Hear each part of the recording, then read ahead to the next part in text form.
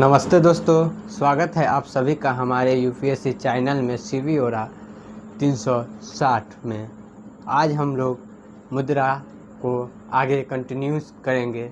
आज उसी के आगे जो हम लोग कल क्लास कर चुके हैं उसी को आगे कंटिन्यू क्लास करेंगे। आज हम लोग देखते हैं उस मुद्रा हॉट करेंसी। उस मुद्रा हॉट करेंसी विदेशी निवेश में दो तरह से निवेश किया जाता है, एक PDI के माध्यम से विदेशी प्रत्यक्ष निवेश और एक FPI का माध्यम से फॉरेन पार्टिसिपेशन इन्वेस्टमेंट, मतलब विदेशी पोर्टफोलियो निवेश। यह शीघ्र पलायन होता है, ये किसी भी विषय में शीघ्र पलायन होता है इससे, इसीलिए इसे इसमें केवल विदेशी शेयर करते हैं, शीघ्र पलायन के कारण विदेशी पोर्टफोलियो निवेश को FDI के कारण उस निवेश कहा जाता है। शीघ्र पलायन के कारण यह जल्दी किसी भी मुद्रा में पलायन कर लेते हैं, जल्दी किसी मुद्रा में चेंज हो जाते हैं, इसीलिए शीघ्र पलायन के कारण FDI कहा जाता है, उसमें निवेश मुद्रा कहा जाता है। साख मुद्रा क्या है? क्रेडिट मनी, इसे बैंक मुद्रा भी कहा जाता है। इसे साख मुद्रा को बैंक मुद्रा भी कहा जाता है क्योंकि यह बैंक द्वारा जारी किया जाता है। साख मुद्रा बैंक द्वारा जारी किया जाता है, इसीलिए इसे बैंक मुद्रा कहते हैं। जैसे कि चेक, ड्राफ्ट इत्यादि, यह वैधानिक मुद्रा नहीं होता है, क्योंकि यह लेनदार या देनदार पर निर्भर करता है कि वो इसे लेना चाहता है या नहीं। यह लेन देन पर निश्चित होता है। यह किसी व्यक्ति या कंपनी के साथ स्वीकार किया जाता है। अगर लेने की क्षमता हो तो लेगा, नहीं तो नहीं लेगा, वो अपना मर्जी है, इस पर कोई प्रतिबंध नहीं है, इस पर कोई कुछ नहीं कर सकता। अगर आपको हम देंगे, आपका मन होगा तो लीजिएगा, नहीं तो नहीं लीजिएगा। डिजिटल मुद्रा इसे आभासी मुद्रा भी कहा जाता है। इसे आभासी मुद्रा भी कहा जाता है। यह कंप्यूटरीकृत मुद्रा होता है, इसका भौतिक अस्तित्व नहीं होता है, इसका भौतिक उपस्थिति नहीं होता, चाहे अस्तित्व नहीं होता है। यह दो तरह का होता है, एक केंद्रीकरण डिजिटल मुद्रा, एक विकेंद्रीकरण डिजिटल मुद्रा। एक केंद्रीकरण डिजिटल मुद्रा, एक विकेंद्रीकरण डिजिटल मुद्रा। लिख लीजिए केंद्रीकरण मुद्रा, आगे पढ़ते हैं। केंद्रीकरण मुद्रा किसे कहते हैं, आगे पढ़ते हैं हम लोग। आगे हम लोग पढ़ते हैं केंद्रीयकृत डिजिटल मुद्रा। केंद्रीयकृत डिजिटल मुद्रा क्या है? जो केंद्रीय बैंक द्वारा संरक्षित होता है, वो केंद्रीयकृत, समान भाषा में बच्चों, तो जो केंद्रीय बैंक द्वारा संरक्षित होता है उसे केंद्रीयकृत। जैसे CBDC। केंद्रीकृत डिजिटल मुद्रा वह डिजिटल मुद्रा होता है जिसका नियंत्रण देश के केंद्रीय बैंक के पास होता है। देश के केंद्रीय बैंक द्वारा नियंत्रित किया जाता है, उसे केंद्रीयकृत का। जैसे कि CBDC, central bank digital currency, केंद्रीय बैंक डिजिटल करेंसी। बस इतना सी है कि डिजिटल मुद्रा क्या है। केंद्रीयकृत डिजिटल मुद्रा क्या है? जिसका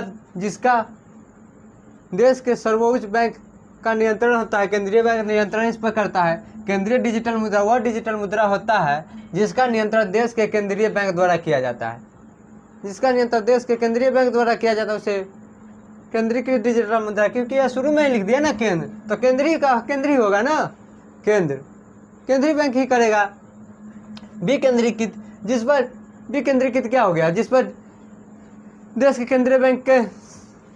केंद्रीय बैंक का नियंत्रण नहीं होता, उसे विकेंद्रीकृत कहता है। वह डिजिटल मुद्रा जिस पर नियंत्रण केंद्रीय बैंक द्वारा नहीं किया जाता है उसे विकेंद्रीकृत कहते हैं। जैसे कि क्रिप्टो करेंसी। अब क्रिप्टो करेंसी देख लेते हैं। क्रिप्टो करेंसी क्या है? यह डिजिटल मुद्रा है, और यह विकेंद्रीकृत मुद्रा है। यह डिजिटल मुद्रा है और यह विकेंद्रीकृत मुद्रा है। सर्वप्रथम विश्व में सबसे पहला क्रिप्टो करेंसी वर्ष 2008 में, विश्व में सबसे पहला क्रिप्टो करेंसी वर्ष 2008 में संतोषी नाकामोटो द्वारा विकसित किया गया था, जिसे बिटकॉइन के रूप में देखा गया था। बिटकॉइन कहते, जिसे बिटकॉइन कहते। कहते हैं। क्रिप्टो करेंसी का निर्माण क्या होता है? क्रिप्टो करेंसी का निर्माण सुपर कंप्यूटर द्वारा होता है, जिसको डेटा माइनिंग कहते हैं। सुपर कंप्यूटर द्वारा जिसे डेटा माइनिंग कहते हैं। अब सुपर कंप्यूटर क्या है वो भी आपको पढ़ाएंगे बाद में। क्रिप्टो करेंसी का निर्माण सुपर कंप्यूटर द्वारा होता है, उसे क्रिप्टो करेंसी कहते हैं, जिसे डेटा माइनिंग कहते हैं। यह अत्यंत सुरक्षित होता है। इसे ब्लॉकचेन तकनीक से सुरक्षित किया जाता है। ब्लॉकचेन एक ऐसी तकनीक है, अगर आप इसमें केंद्रित होते हैं डिजिटल क्रिप्टो करेंसी में, तो अगर आप इसका पासपोर्ट भूल गए तो आप इसका पासपोर्ट नहीं रीसेट कर सकते, कभी नहीं रीसेट कर सकते इसका पासपोर्ट। इसमें वर्चुअस पता कभी नहीं होता है। अगर आप हमें पैसा भेज रहे हैं और हम केंद्रित कर रहे हैं, तो हम दोनों का वर्चुअस पता भी जो वहाँ से भेजे है वो नहीं बताता है। इतना है ये ब्लॉकचेन तकनीक। वर्चुअस पता भेजने वाला और स्वीकार करने वाले का वास्तविक पता नहीं होता है। पासपोर्ट भी रीसेट नहीं किया जा सकता, इसका पासपोर्ट भी रीसेट नहीं किया जाता है। आगे हम लोग पढ़ेंगे कि भारत में क्रिप्टो करेंसी का क्या स्थिति है। लिख लीजिए, भारत में क्रिप्टो करेंसी का क्या स्थिति है। आगे हम लोग पढ़ने वाले हैं भारत में क्रिप्टो करेंसी का क्या हाल है। भारत में क्रिप्टो करेंसी को भारत सरकार प्रोत्साहित नहीं करती। भारत सरकार प्रोत्साहित इसे नहीं करती, लेकिन फिर भी इसका प्रयोग किया जाता है, लेन देन में इसका प्रयोग किया जाता है। भारत में क्रिप्टो करेंसी का वैधानिक मुद्रा नहीं माना जाता है, किंतु इसका लेन देन क्रिप्टो करेंसी का प्रयोग किया जाता है। भारत में इसे वैधानिक मुद्रा नहीं माना जाता है, लेकिन इसका प्रयोग लेन देन में किया जाता है। क्रिप्टो करेंसी का कोई अंकित मूल्य नहीं होता है। क्रिप्टो करेंसी का कोई अंकित मूल्य नहीं होता है, जैसे कि 10 रुपया पर अंकित मूल्य लिखा रहता है, वैसे कोई अंकित मूल्य नहीं होता है। इसका मूल्य बाजार में मांग और आपूर्ति द्वारा तय किया जाता है। इसका मूल्य बाजार में मांग और आपूर्ति द्वारा तय किया जाता है। इसीलिए इसका भाव बाजार मार्केट में गिरता बढ़ता अप डाउन होता रहता है, गिरता बढ़ता रहता है। बाजार में मांग और आपूर्ति द्वारा तय किया जाता है, इसीलिए बाजार में मूल्य में उतार चढ़ाव अधिक होता है। अतः सरकार और आरबीआई द्वारा देश में क्रिप्टो करेंसी को प्रोत्साहित नहीं करती है। यह दोनों को प्रोत्साहित नहीं करती है। आरबीआई द्वारा क्रिप्टो करेंसी को प्रोत्साहित नहीं करती है। सरकार द्वारा अब क्रिप्टो करेंसी को कर युक्त बना दिया गया है। सरकार ने इसे अब कर युक्त बना दिया है। अगर इसका कोई लेन देन करता है तो इस पर 30% टैक्स सरकार को कर देना पड़ेगा। 30% कर देना पड़ेगा। 30% कर देना पड़ेगा। सरकार द्वारा वर्ष 2026 में क्रिप्टो करेंसी के सीमा पार लेन देन पर पारदर्शी बनाने के लिए क्रिप्टो करेंसी फ्रेमवर्क समझौता लाया है। यह फ्रेमवर्क समझौता लाया गया है जो वित्त मंत्रालय के अंतर्गत काम करती है, जिसे हम FCI कहते हैं, फाइनेंशियल इंटेलिजेंस यूनिट, मतलब कि वित्तीय खुफिया इकाई द्वारा। यह वित्तीय खुफिया इकाई द्वारा लाया गया है, लागू किया गया है।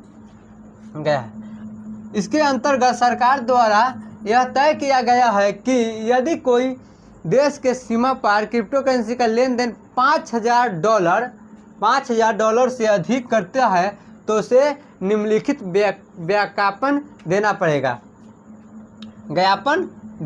पहला, उसे KYC कराना होगा, बैंक में उसे KYC कराना होगा। KYC नाउ यू कस्टमर, सख्त KYC मानक। दूसरा, पेंडिंग ड्रो। जैसे हम लोग फ़ोन पे UPI खोलते हैं तो पहले हम लोग 1 रुपया भेज के देखते हैं कहीं दूसरा के अकाउंट में नहीं चल जाए, इसीलिए इसमें भी पेंडिंग ड्रो, पहला 1 रुपया भेज कर देखा जाता है कि गया या नहीं।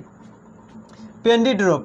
तीसरा, सरकार द्वारा देश में CBDC प्रोत्साहित करने के लिए वर्ष 2022 में RBI द्वारा पहला CBDC शुरू किया गया। CBDC का फुल फॉर्म तो मालूम है आपको, केंद्रीय बैंक डिजिटल करेंसी शुरू किया गया, जिसे ई रुपया कहा गया। ई रुपी 2 तरह का होता है। ई रुपी दो तरह का, एक खुदरा और एक थोक। खुदरा किसे कहते हैं? मान लीजिए कि आप किसी राशन के दुकान में जाते हैं जिसमें चावल खरीद ले हैं 1 किलो, 2 किलो, 5 किलो, 1 बोरी, उसे हम लोग खुदरा कहते हैं। वही जो बाहर से ट्रक के ट्रक मंगाता है उसे हम लोग थोक कहते हैं। ई रुपी रिटर्न मतलब कि खुदरा, आर से इसे डिनोट करते हैं। ई रुपी थोक होलसेल, होलसेल मतलब कि थोक, इसे होलसेल मतलब कि थोक कहते हैं।